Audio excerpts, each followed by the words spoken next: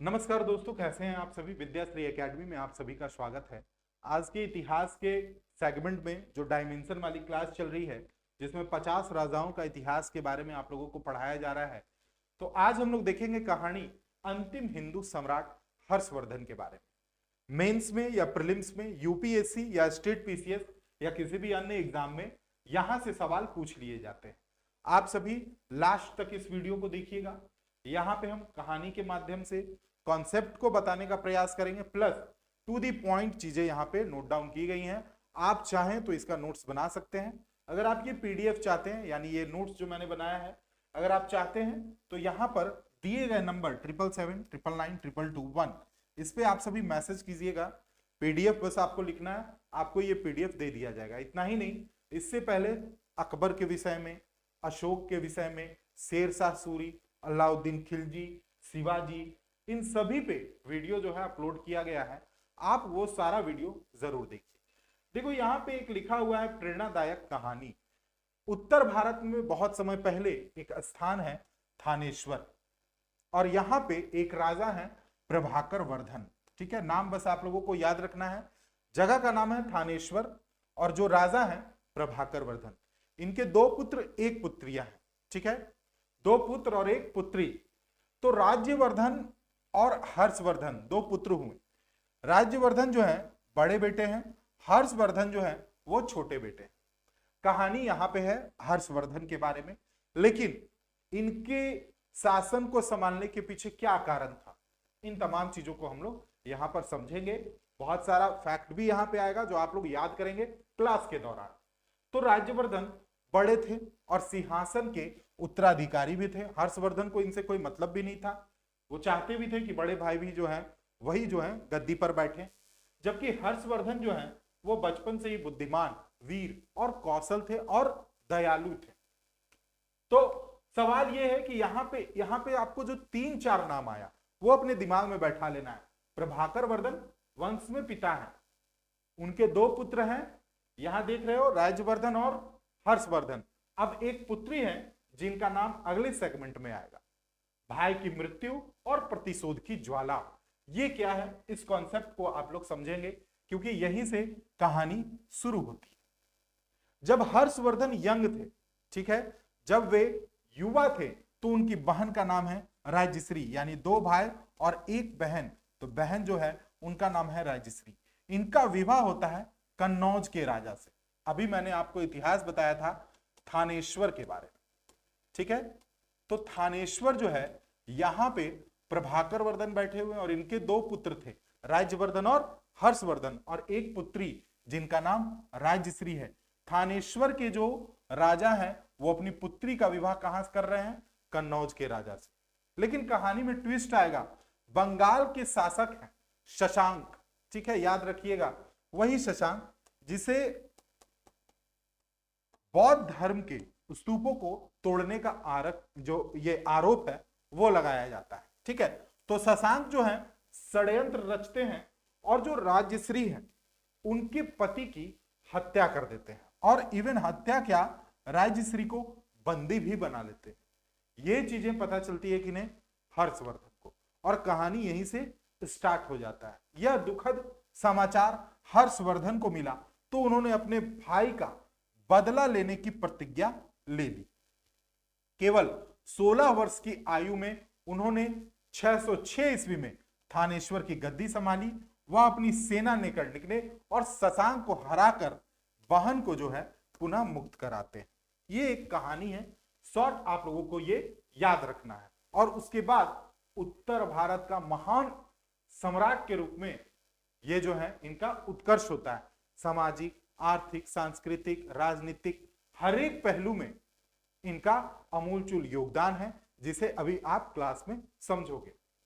सबसे पहले हर्षवर्धन जो है उत्तरी भारत के जितने भी जो राज्य थे छोटे मोटे, उनको संगठित करते हैं। एक चीज और याद रखना है कि हर्षवर्धन को दक्षिण विजय जब ये करने जाते हैं तो नर्मदा नदी के पार ये नहीं होते हैं। क्यों?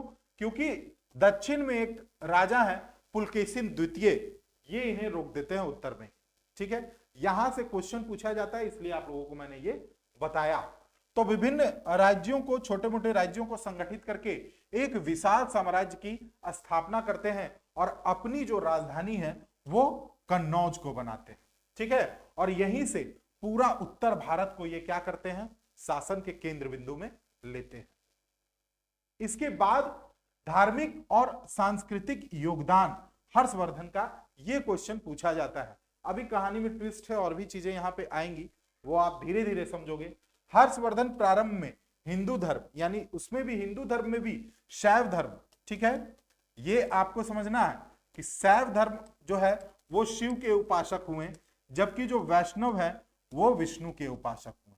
ठीक है, तो ये शैव धर्म के उपासक हैं, लेकिन बाद में ये जो है बौद्ध धर्म को अपनाते हैं और बड़े ही दयालु और परोपकारी राजा के रूप में उभरकर सामने आते हैं।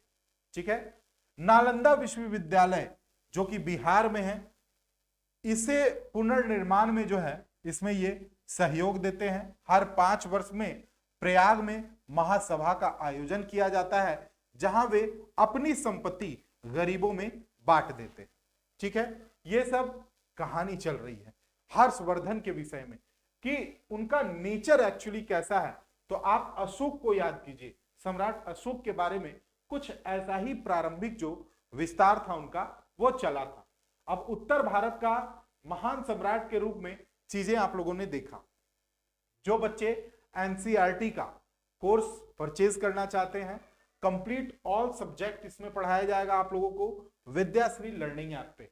ठीक है, यहाँ पे कोर्सेज अवेलेबल हैं, आप इस नंबर पे कॉल करके अधिक जानकारी जो है वो ले सकते हैं। ठीक है, एनसीईआरटी यूपीएससी के लिए बहुत इंपॉर्टेंट होता है, इसलिए यहाँ पे इसे मैंने चर्चा के केंद्र में रखा। अब संपूर्ण विवरण पे आते हैं। सम्राट हर्षवर्धन 606 से 647 ईस्वी, ठीक है, भारत के अंतिम महत्वपूर्ण हिंदू सम्राट में से एक, और वंश की बात की जाए तो पुष्यभूति वंश या वर्धन वंश के ये शासक हैं। ठीक है, उत्तरी भारत के विशाल भाग पर ये शासन करते हैं, और जो थानेश्वर की बात की जा रही थी वो कहां है, हरियाणा में। ठीक है, अब देखिए यहां पे कॉन्सेप्ट आपने अभी पिछले 5-7 मिनट में देखा आपने कॉन्सेप्ट के बारे में। अब यहां से फैक्चुअल जो पॉइंट्स हैं वो आना शुरू हो गया है, जिसे आपको अपने नोट्स में नोट डाउन कर लेना है, या वीडियो को आप 2 बार भी देख सकते हो। हर्षवर्धन को उनके कुशल प्रशासन, धर्म संरक्षण, सांस्कृतिक योगदान के लिए जाना जाता है। यानी कि आपके मतलब आपसे मेंस में क्या पूछ सकता है कि हर्षवर्धन जो है एक कुशल प्रशासक, धर्म संरक्षण या सांस्कृतिक क्षेत्र में योगदान देने वाले शासक के रूप में जाने जाते हैं, कैसे? तो आपको इन बिंदुओं को यहां पर लिखना पड़ेगा। हर्षवर्धन का जन्म 590 ईस्वी में पुष्यभूति वंश में हुआ था। इनके पिता, जो कि मैंने आपको बताया, प्रभाकर वर्धन थानेश्वर के राजा थे।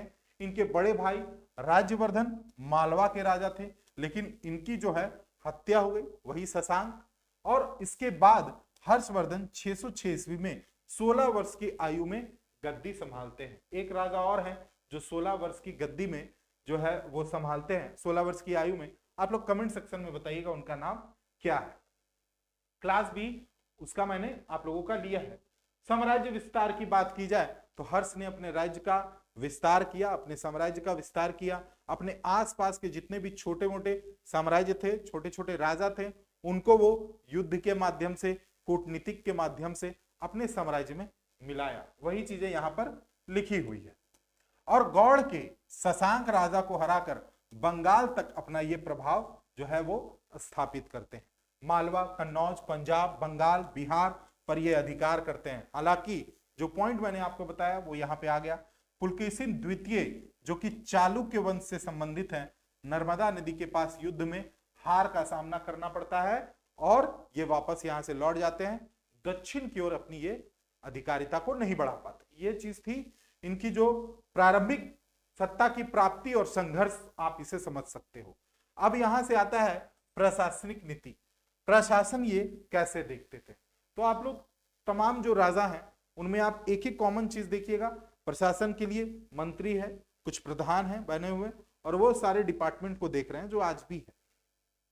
हर्षवर्धन राज्य की देखरेख स्वयं करते थे, कोई भी राजा यही कार्य करता है। जनहितकारी नीतियां अपनाते थे और भूमि टैक्स के रूप में 1/6वां हिस्सा लेते थे। 1/6वां हिस्सा लेते थे। प्रशासन गुप्त काल के समान था, जिसमें राजा सर्वोच्च अधिकारी था।